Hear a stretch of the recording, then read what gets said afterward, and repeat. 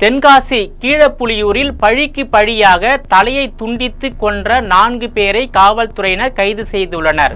குற்றாலம் அருகே உள்ள காசி மேஜர்புரத்தை சேர்ந்த குமாரசாமி மகன் குற்றாலிங்கம். இவர் தன் மனைவி தனலட்சுமியின் ஊரான தென்காசி கீழப்புலியூரில் குடும்பத்துடன் வாழ்ந்து வந்தார். இவர் அப்பகுதியில் ஆடை தைக்கும் நிறுவனம், துணிக்கடை ஆகியவற்றை நடத்தி வந்துள்ளார். புதனன்று கீழப்புலியூரில் உள்ள நியாய விலை கடைக்கு தனது மனைவி தனலட்சுமியுடன் குற்றாலிங்கம் சென்றார். அப்போது அங்கு வந்த 4 பேர் தனலட்சுமியின் கண் முன்னே அவர் கணவர் குற்றாலிங்கத்தை அரிவாளால் சரமாரியாக வெட்டினர். அத்துடன் நில்லாமல் தலையை துண்டித்து அவரது சொந்த ஊரான காசி மேஜர்புரம் அம்மன் கோவில் அருகே வைத்துவிட்டு சென்றனர். தலையை துண்டித்து கொன்று எடுத்து சென்ற இந்த கொடிய கொலை அப்பகுதியில் பெரும் பரபரப்பை ஏற்படுத்தி உள்ளது. இது குறித்து தகவல் அறிந்து தென்காசி மாவட்ட காவல் கண்காணிப்பாளர் அரவிந்த் தலைமையிலான காவல்துறையினர், தென்காசி கோட்ட துணை கண்காணிப்பாளர் தமிழ் இனியன், தென்காசி காவல் ஆய்வாளர் மற்றும் காவலர்கள் நிகழ்விடத்திற்கு விரைந்து சென்றனர். இது குறித்து வழக்கு பதிவு செய்து விசாரித்த போது கடந்த ஆண்டு நவம்பர் மாதம் 17ஆம் நாள் காசி மேஜர்புரத்தில் திருமண விழாவில் வாழ்த்து பதாகை வைப்பது தொடர்பாக ஏற்பட்ட தகராறில் பட்டுராஜா என்பவர் கொல்லப்பட்டதற்கு பழிக்கு பழியாக அவரின் உறவினர்கள் இந்த கொலையை செய்திருப்பது தெரிய வந்துள்ளது.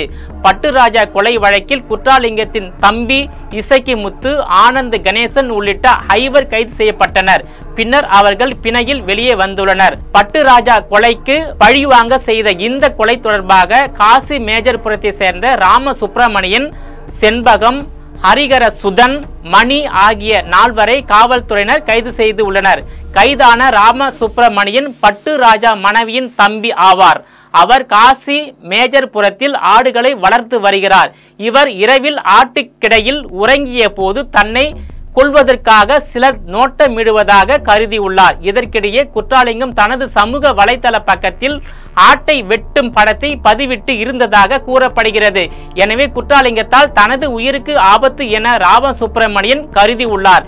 இது குறித்து அவர் தனது சிற்றப்பா செண்பகம், அவர் மகன் ஹரிகர சுதன் ஆகியோரிடம் கூறியுள்ளார். இதை அடுத்து ராமசுப்பிரமணியன், செண்பகம், ஹரிகர சுதன், மணி ஆகிய 4வரும் கீழப்புலியூருக்கு சென்று நியாய விலை கடையில் இருந்த குற்றாலிங்கத்தை தலையை வெட்டி கொலை செய்தது விசாரணையில் தெரிய வந்துள்ளது. கொலை வழக்கில் கைது செய்யப்பட்ட 4 பேரையும் தென்காசி மாவட்ட குற்றவியல் நீதிமன்றத்தில் நேர் நிறுத்தி பாளையங்கோட்டை மத்திய சிறையில் அடைத்துள்ளனர்.